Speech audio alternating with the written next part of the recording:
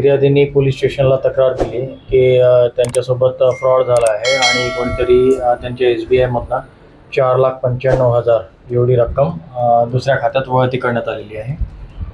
त्याबाबत माहिती अशी थोडक्यात की त्यांना मोबाईल बघताना एक माहिती मिळाली की तुम्हाला जर SBI पेन्शनर कार्ड बनवायचं असेल तर तुम्हाला फॉर्म सबमिट करावा लागेल. त्यात येस ऑर नो हे टाकावं लागेल. मग त्यांनी येस सबमिट केल्यानंतर त्यांना एका प्रतिनिधीचा फोन आला. त्यांनी असं भासवलं की तो SBI मधनं बोलतो आहे आणि त्यांनी सांगितलं की तुम्हाला फॉर्म येईल, तो फॉर्म सबमिट करा आणि जी लिंक येईल ती क्लिक करा. मग त्याच्यावरनं तुम्हाला कार्ड बनेल, तुमचं पेन्शन कार्ड.